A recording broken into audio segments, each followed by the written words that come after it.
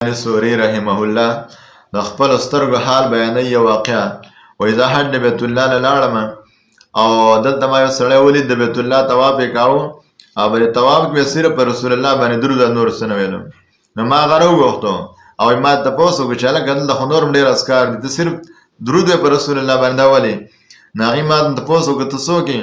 وایي ما د خپل ځان ور وښودو چې زه خو سفیان ثوري یم. هغه سړي بیا وپېژاندو او بیا یې ورته وویل چې که ته سفیان ثوري نه وې نو تا ته ما د خپل حال نه بیان کړی.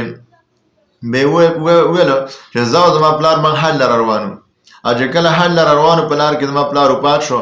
ما د هغې په مخ باندې کپړه واړتله او چې کله وفات شو بیا مې د کپړه لرې کړو نو بیا هغه چې کوم دی رنګ یې تور شوی نو زه ډېر خفه شوم چې دا خو جهنمي دی او جهنم ته لاړې. نو بیا د شپې چې ویده شوم په خفګان کې ما یو ښایسته رنګ سړی ولید زما خوا رالی او ما ورته ویل ته څوک یې؟ ویل زه خو رسول الله یم، محمد مصطفی یم.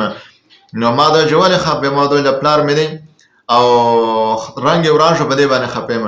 نو هغې راته وویل ته مه خفه کېږه او زما د پلار په مخ باندې رنګ لاس راښکو. زما د پلار مخ بېرته سې وځرېد، ښایسته شو او ما ته وفرمیل چې دی په ما باندې درود ډېر ډېر وه. د هغې په برکت کې ما د الله نه اجازه وغوښته او رالم او ما ولې د الله نه سپارښت وکړو.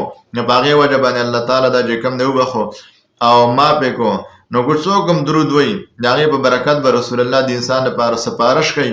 نو درود یو بهترین عمل دی، هر وخت کې چې کوم دی مسلمان له ویل پکار دي. په دې ته الله تعالی خوشحالیږي او انسان په د پیغمبر علیه السلام سپارشي چې کوم دی